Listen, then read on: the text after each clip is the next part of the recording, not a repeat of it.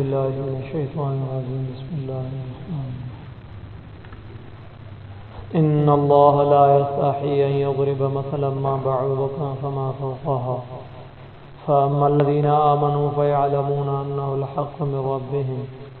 وأما الذين كفروا فيقولون ماذا أراد الله بهذا مثلا يضل به كثيرا ويهدي به كثيرا وما يضل به إلا الفاسقين.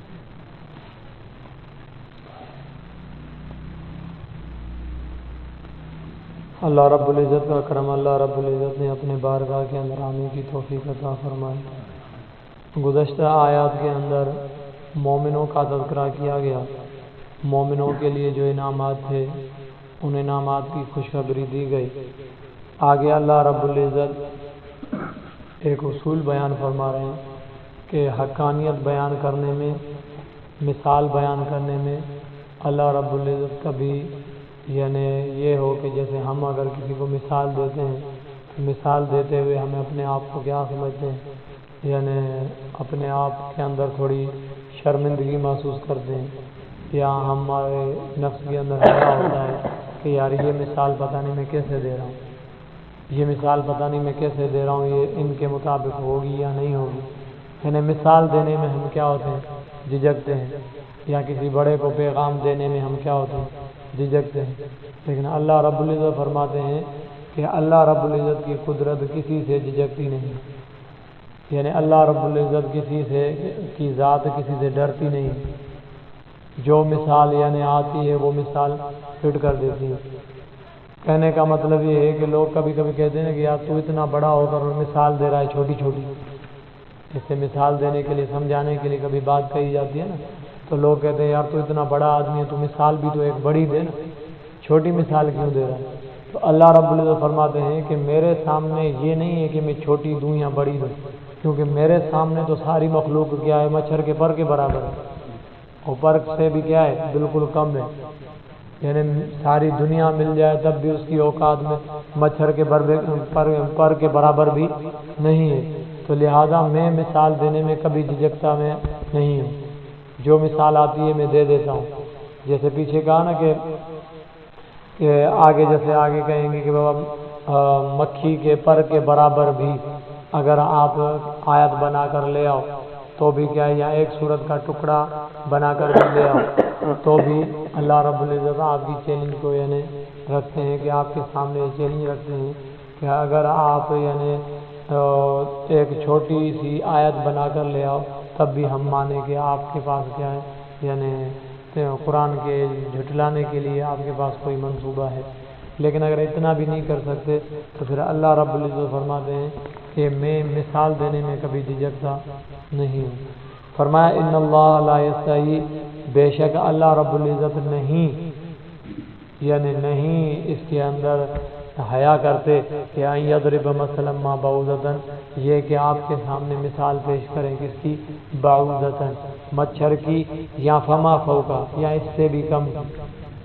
یعنی مچھر کی آپ کے سامنے کیا کی جائے، مثال دے اللہ رب العزت، یا مچھر سے بھی کم کی مثال دینے میں اللہ رب العزت جھجکتا نہیں ہے، اللہ رب العزت حیا نہیں کرتا۔ کیوں؟ اس لیے کہ اللہ رب العزت کے ہاں پوری مخلوق کیا ہے، مچھر کے پر سے بھی کیا ہے، کم ہے، مچھر کے پر سے برابر بھی پوری دنیا نہیں۔ تو لہذا اس کے سامنے جب ساری چیزیں کیا ہے، کمی ہے، تو اب اس کے سامنے یہ سوال نہیں کیا جا سکتا کہ اللہ رب العزت کی، کہ اصل میں یہ جو آیت ہے نا، یہ آیت دراصل ان لوگوں کا ایک رد ہے جو لوگ کہتے تھے کہ بابا اللہ رب العزت کی اتنی بڑی یعنی ذات ہے تو وہ مثال کبھی دیتا ہے مچھر کی، کبھی مثال دیتا ہے مکھی کی۔ یہ اللہ رب العزت کی ہمیں بات سمجھ میں نہیں آتی۔ اگر اللہ رب العزت بڑی ذات ہے تو ایک مثال بھی کیا دے، بڑی دے نا۔ تو اللہ رب العزت ان کو یہ جواب دے رہے ہیں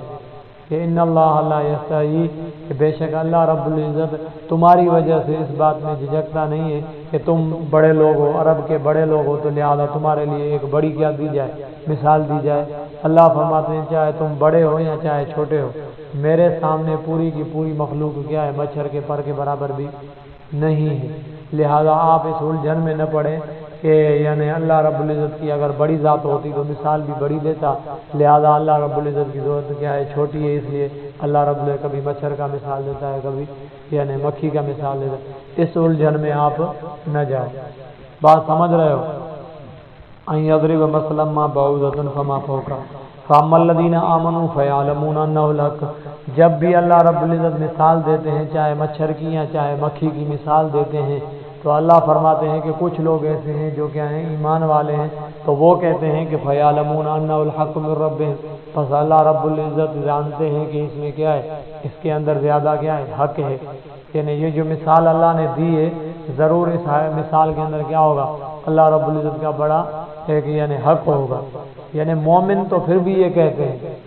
لیکن منافق لوگ کیا کر دیتے ہیں، کوئی نہ کوئی نکتہ چینی، یعنی ایسے ہی آج بھی دیکھ لو کہ اگر اور فیلڈ کے اندر کچھ کیا ہو جائے، تھوڑی گڑبڑ ہو جائے تو خیر ہے، لیکن اگر مولوی طبقے کے اندر تھوڑی بھی گڑبڑ ہو جائے تو اس کو اچھالا جائے گا کہاں پر، آسمان پر۔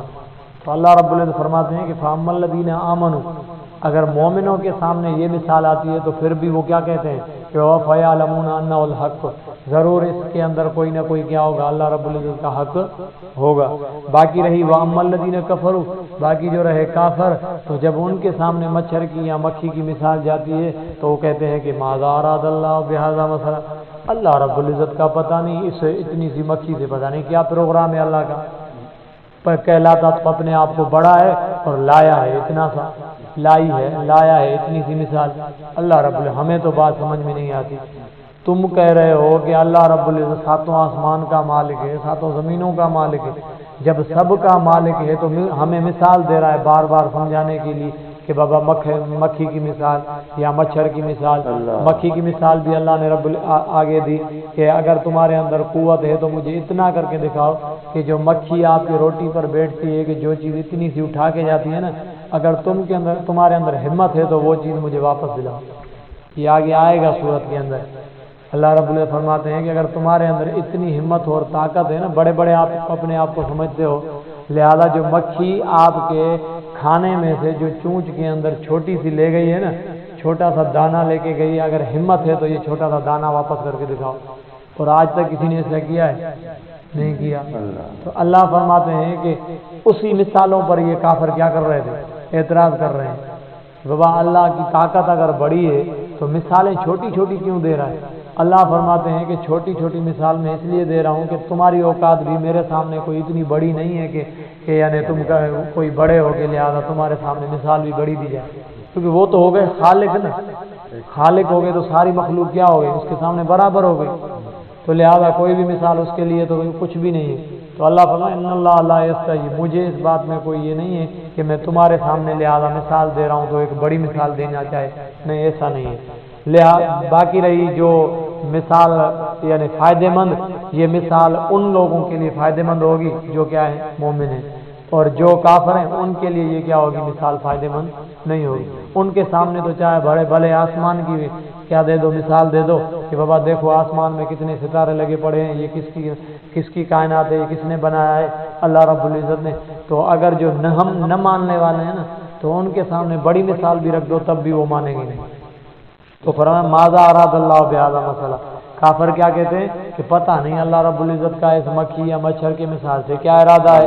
یضل به کثیرا، اس مچھر جیسی مثال سے اللہ رب العزت بہت سے لوگوں کو کیا کرتا ہے، گمراہ کرتا ہے، ویہدی به کثیرا، اور بہت سے لوگوں کو کیا دیتا ہے، ہدایت دیتا ہے۔ ظاہر بات ہے کچھ اگر جو اللہ کی تلاش میں ہیں،